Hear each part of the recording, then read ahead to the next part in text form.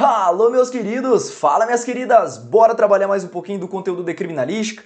E, meus amigos, aqui a gente vai trabalhar no nosso home studio com você, a parte agora vestigial. Mas antes, permita-me traçar uma linha do tempo do que nós já trabalhamos, só para você ter uma ideia mais ou menos do que você precisa entender de sequência lógica do conteúdo. Quer ver só? Nós começamos falando de local de crime, na sequência nós avançamos falando um pouquinho de provas, indícios, vestígios e evidências, não é verdade? Falamos também da coleta de material biológico no local de crime e agora nós vamos falar de outros vestígios. Vestígios estes correlatos com outras modalidades de crimes. E meus amigos, não tem como eu separar aqui as nossas aulas de criminalística do direito penal. Sabe por quê? Quando nós trabalhamos vestígios relacionados, por exemplo, crimes contra a vida, você tem que saber quais são os crimes contra a vida, homicídio, infanticídio, induzimento, instigação e auxílio ao suicídio e automutilação e as formas de aborto. O mesmo vale, doutores, quando a gente trabalha nos vestígios encontrados em crimes contra o patrimônio. Então aqui eu preciso que você tenha em mente a seguinte ideia. Você vai correlacionar as suas aulas da parte especial do Código Penal, claro que eu espero que você esteja vendo isso comigo, não é verdade? Juntamente com a parte relacionada à criminalística, vestígios encontrados, até porque, doutores, faz todo sentido. Muitas qualificadoras ou aumentos de pena estão intimamente relacionados ao enquadramento feito pelo perito de acordo com a análise vestigial do local, muitas vezes também inserindo a presença do dolo e na culpa na tipificação criminal. Bacana? Então esta seria a ideia do que a gente precisa trabalhar. Por isso, vamos começar o nosso assunto a partir de agora. Corre comigo para o slide. Eu vou trabalhar, portanto, aqui com você, basicamente o que? Vamos trabalhar, então, o tema hoje. Nós vamos começar falando sobre vestígios de local de crime, não é? E nós vamos começar a nossa aulinha de hoje, ao falar de vestígios de local de crime, nós vamos começar o nosso item 1. E o nosso item 1, você vai afirmar que são vestígios relacionados, meus amigos, vestígios relacionados a crimes contra a vida. Vestígios de crimes contra a vida. É claro que para eu posicioná-los em relação a esse tipo de vestígio, eu preciso citar quais são os crimes contra a vida.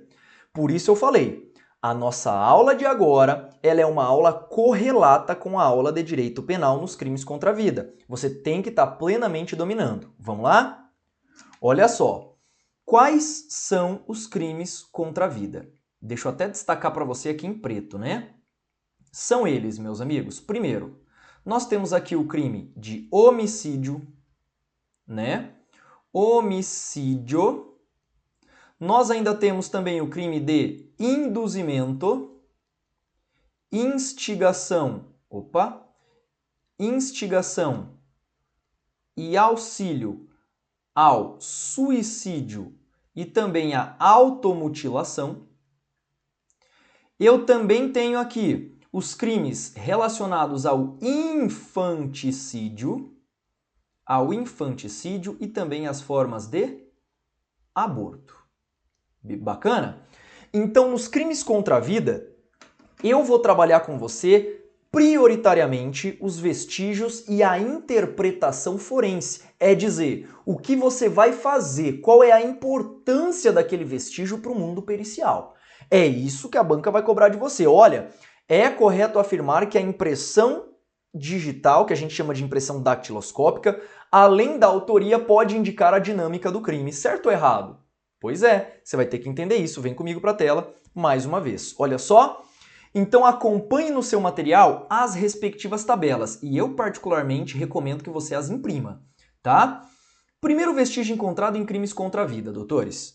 Vestígios chamados de impressão papiloscópica ou impressão digital. Qual seria o valor forense? Primeiro, as impressões permitem a identificação dos envolvidos no crime. É aquilo que nós chamamos lá em processo penal de autoria. A autoria do crime. Só que não apenas isso. Reconstrução do local e a dinâmica com que se deu os fatos. Doutores, a depender de onde se encaixa, onde estão estas impressões, a depender do local, você pode dizer qual foi a dinâmica criminosa, com bastante tranquilidade. Olha, ele tentou abrir a janela, tá a impressão digital dele lá na janela. Ele entrou nos cômodos X, Y e Z, tá a impressão digital do cara lá na maçaneta. Deu para entender? Então, bastante atenção em relação a isso. Os locais associados, potencialmente todos os locais de crime, porque todos têm autoria. Tranquilo. Marcas pneumáticas. Ah, meus amigos, estamos falando de crimes dolosos normalmente, tá? Quando a gente trabalha com acidentes de trânsito. Nós vamos ver isso em capítulo específico, tá? Mas permite a determinação da marca e do modelo do veículo, estimar o tempo e a distância percorrida, além da reconstrução de todo o acidente de trânsito também. Quais são os locais? Local de acidente de trânsito, atropelamentos, homicídios e também suicídios. Pedro, peraí, suicídio eu encontro marca pneumática? É possível. Imagina que a pessoa tenta se suicidar ao transitar com um veículo, por exemplo, mudando de faixa e dando de frente com um caminhão. Isso é muito comum, infelizmente. Tá bom? Além disso, vestígios de ordem biológica. Ah, meus amigos, são os principais, sem dúvida.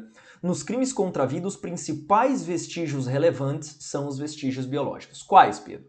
Saliva, sangue, cabelo, pelos e também a urina. Pera aí um pouquinho, Pedro.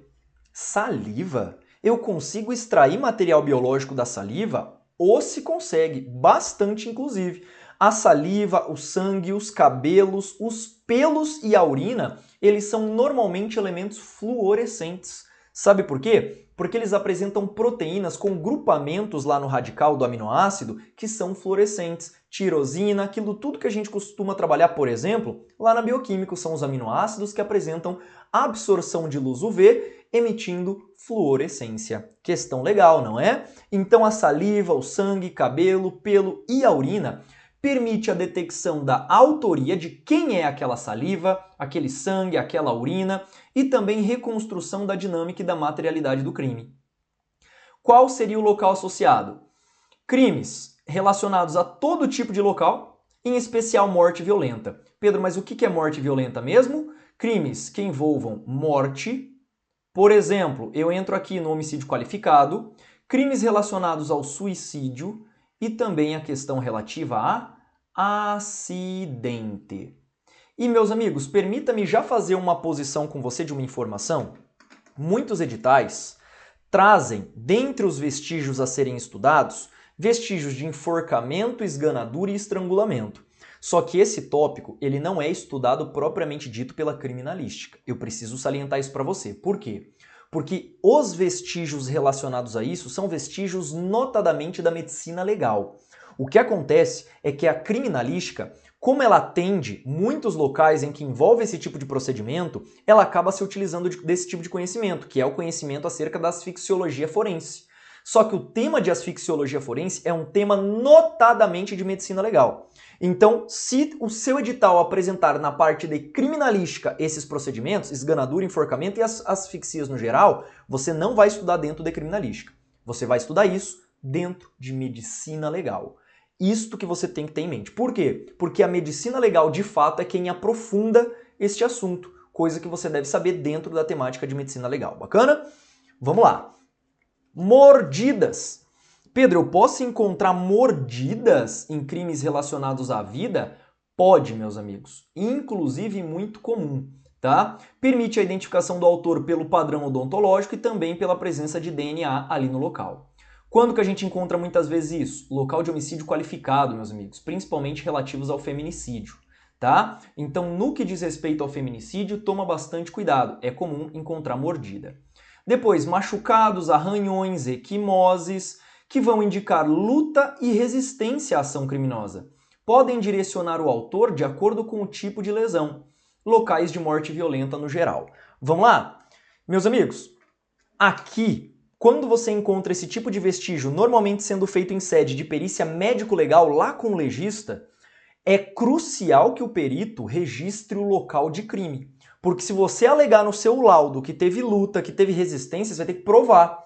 Como que você prova isso? Você vai colocar lá no laudo com sinais indicativos de resistência por parte dos envolvidos ou ainda sinais de luta. E aí você mostra a casa toda revirada da pessoa mediante fotografia.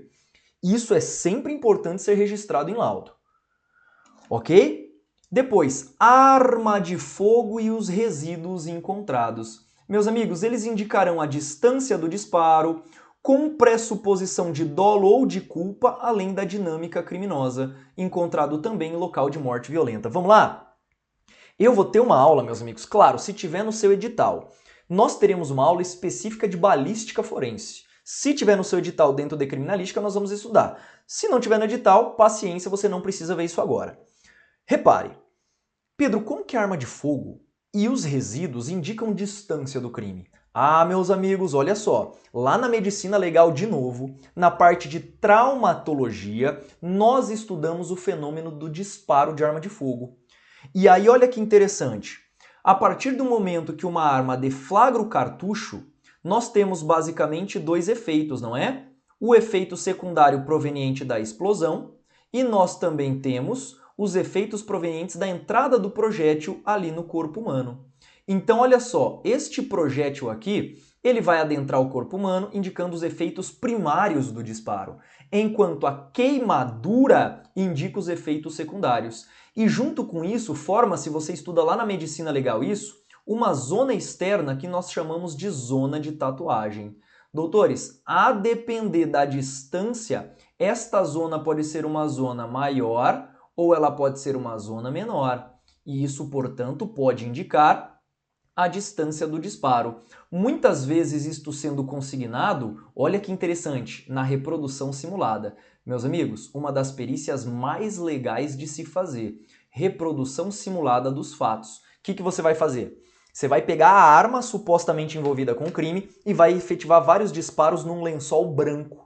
E aí, a depender do tamanho, você pode praticar em várias distâncias e aí você consegue mais ou menos identificar qual era a distância do agressor da vítima na hora do disparo. Lindo, meus amigos, lindo mesmo, tá? Então falamos a respeito disso daqui. Depois, armas brancas também podem ser encontradas, como as facas e os facões. Permite identificar a autoria por meio da papiloscopia nesse facão e também se coletar DNA de contato, principalmente em regiões de dobras que se tem nesta faca ou neste facão, nessa arma branca. Qual é a importância? Crimes contra o patrimônio e morte violenta. Pedro, crime contra o patrimônio e utilização de arma branca? Sim, meus amigos. As armas brancas, a depender do tipo, elas podem ser subtraídas. Imagina uma faca, uma adaga muito cara, elas podem estar subtraídas ali. Neste caso, tem importância tanto em crime contra o patrimônio quanto em crimes contra a vida. Aqui, meus amigos, a nossa imaginação vai ao além. Não é verdade? O que você tem que fazer é interpretar a questão de acordo com a que ela cai na prova e trazer à tona efetivamente o que a questão ela vai cobrar. Vamos lá? Por fim, dentro dos vestígios em crimes contra a vida, existem as fibras sintéticas, meus amigos, principalmente encontradas em atropelamentos em que a fibra ela fica no veículo, fibras da roupa da vítima. Então você pode verificar essa fibra sintética, têxteis ou ainda as vestes da pessoa. Permite identificar a autoria, identificação da vítima, reconstrução também do fato criminoso. Potencialmente encontrado em todos os locais, mas com atenção especial para a morte violenta, claro. Ok? Bacaninha? Meus amigos, eu trabalhei aqui com você os principais vestígios do nosso item 1, que são os crimes contra a vida. Eu vou avançar com você agora e nós vamos falar nos principais vestígios dos crimes contra o patrimônio. Vamos lá? Item de número 2. Item de número 2. Vamos falar agora dos principais vestígios encontrados em crimes contra o patrimônio. Crimes contra o patrimônio. E aqui, meus amigos, eu vou trazer para você um pouco de experiência, porque a banca muitas vezes ela cobra alguma coisinha de caso concreto, né? E aí não tem jeito. Aqui eu posso situar para você os principais crimes que você deve ter atenção. Quais são eles, Pedro? Vamos lá? Eu posso citar para você o furto. Eu posso citar aqui para você o roubo. Não é verdade?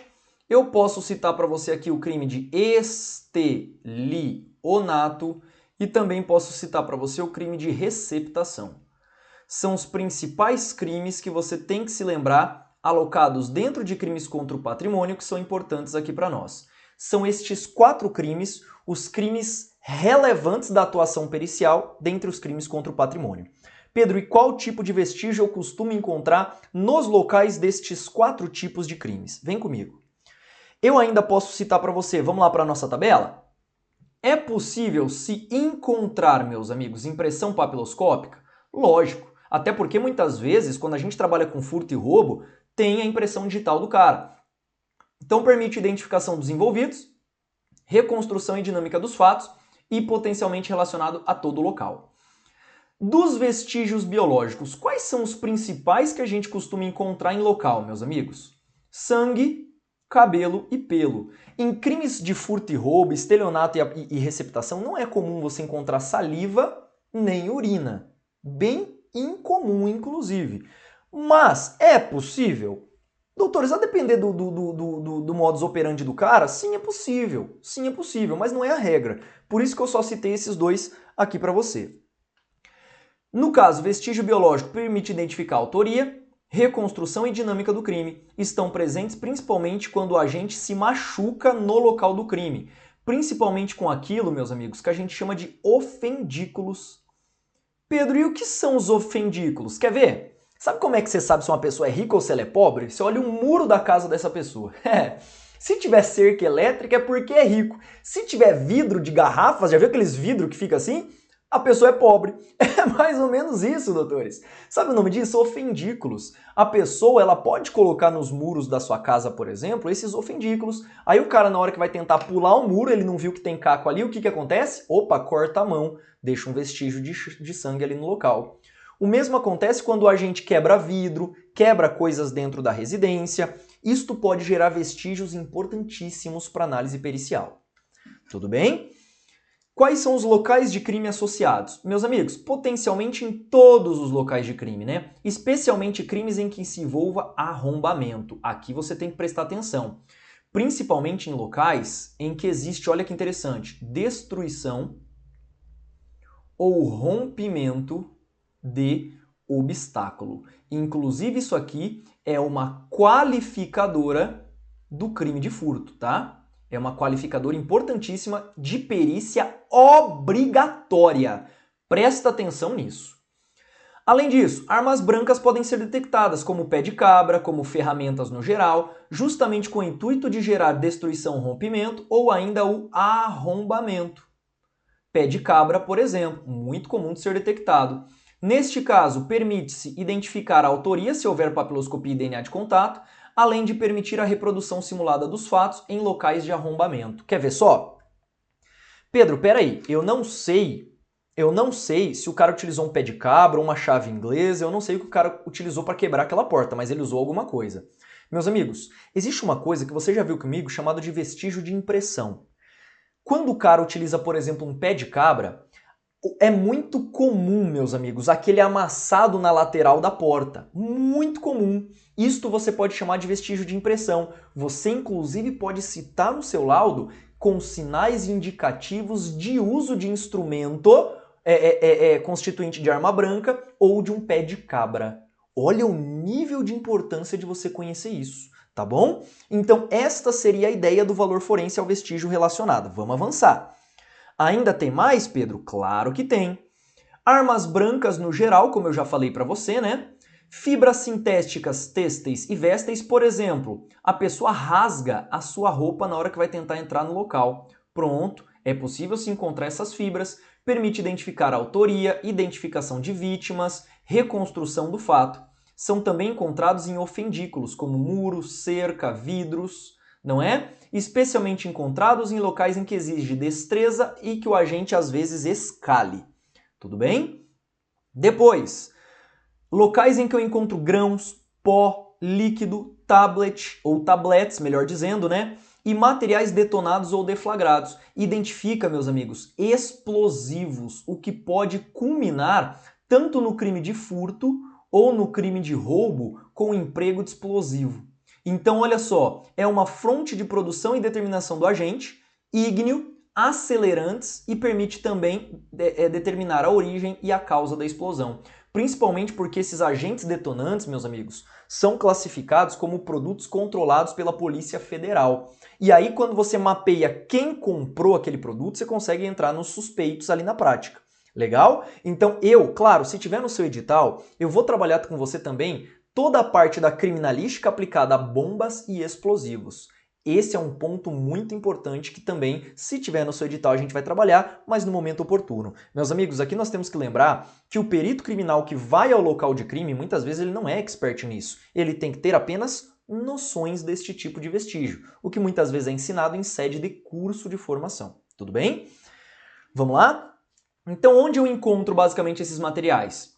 Furto, mediante rompimento de obstáculo, especialmente em caixas eletrônico e local de acesso restrito, como no caso dos cofres. Então, neste caso, é possível você encontrar este tipo de agente aí também. Por fim, marcas de solados em 2D ou 3D. Imagina que o cara pisa num solo de argila. Meus amigos, vai ficar lá o quê? Vai ficar lá o desenho do sapato do cara. Deu para entender? Isso faz com que seja possível a determinação da marca e o modelo do sapato e imperfeições correlacionadas à autoria.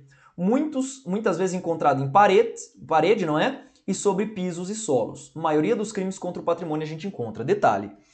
Tem um caso muito famoso, meus amigos, que é o caso da Mércia Nakashima no estado de São Paulo.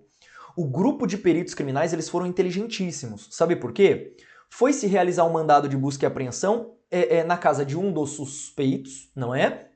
E os peritos coletaram, depois fala que perito não é polícia, né? Como que perito não é polícia? Perito faz até busca e apreensão junto com a civil, né? O perito ele foi até o local e coletou o sapato do cara. E o que aconteceu? O perito criminal inteligentíssimo, inteligentíssimo. Ele pegou a microbiota que estava ali no solado do sapato e a microbiota do lago em que a Mércia Nakashima foi escondida. Bateu. O perito falou que existe uma certa comparação, uma certa semelhança entre o ambiente do sapato do cara com o local de crime. Você percebeu? Pronto, marca de solado é importante. E eu tô falando dele aqui no crime contra o patrimônio, mas a depender do contexto, eu consigo correlacionar vários locais de crime. Legal, né? Vamos avançar? Por fim, documentos no geral. É possível, Pedro, encontrar documentos em gerais em crimes relacionados ao patrimônio? Sim, meus amigos, principalmente no estelionato. Não é verdade? Então, atribui autenticidade ou falsidade, fonte de impressão, determinação do autor por meio da escrita, em que se faz um exame que a gente chama de exame grafotécnico. Tudo bem? Quais são os crimes relacionados? Estelionato e crimes que envolvam também a falsificação. Nós veremos isso, inclusive, no momento oportuno, quando nós falarmos dos crimes de falsificação. Legal? Bacana? Doutores, então eu bati com você aqui nessa aula os principais vestígios relacionados a locais de crimes contra a vida e crimes contra o patrimônio. Na próxima aula, a gente volta com esse conteúdo, dando continuidade aos diferentes vestígios encontrados em local de crime.